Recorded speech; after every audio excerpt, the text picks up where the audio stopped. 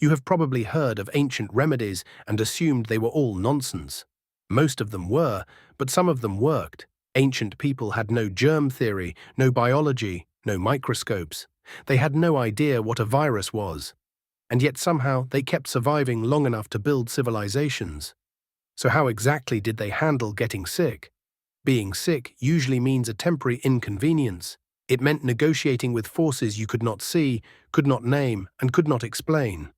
Almost every ancient civilization landed on the same basic answer. Illness was not random. Evil spirits, angry gods, imbalanced forces inside the body. In ancient Mesopotamia, illness was almost entirely spiritual. Priests doubled as healers. The first step was figuring out which god or demon was responsible. Alongside the prayers, Mesopotamian healers also used herbal treatments and physical examination. The Edwin Smith Papyrus describes surgical techniques with a surprising clinical precision. Ancient healers were not choosing between magic and medicine. They were using both at the same time. The Ebers Papyrus contains more than 700 treatments. Egyptian physicians understood that willow bark reduced fever. They did not know it contained salicin, the compound modern aspirin is based on. Hippocrates argued that illness had natural causes, not supernatural ones.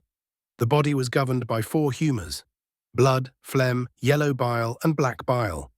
The theory was completely wrong, but the instinct behind it was revolutionary. Greek physicians observed patients carefully. They recorded symptoms, tracked progression. Roman cities had public health infrastructure, clean water systems, public baths, sewage networks. They arrived at the right answer through the wrong reasoning. China developed its own parallel system: acupuncture, herbal remedies, dietary treatments. Artemisinin, derived from a plant used in Chinese medicine for over 2,000 years, is now one of the most effective treatments for malaria. India built Ayurveda. Ancient Indian surgeons performed cataract operations, skin grafts, and rhinoplasty. They were working without anesthesia, without sterile instruments, without any understanding of infection. And somehow patients survived. That word keeps coming back. Somehow. For every treatment that worked, there were dozens that did not. Bloodletting, practiced for centuries across multiple civilizations, almost certainly killed more people than it saved.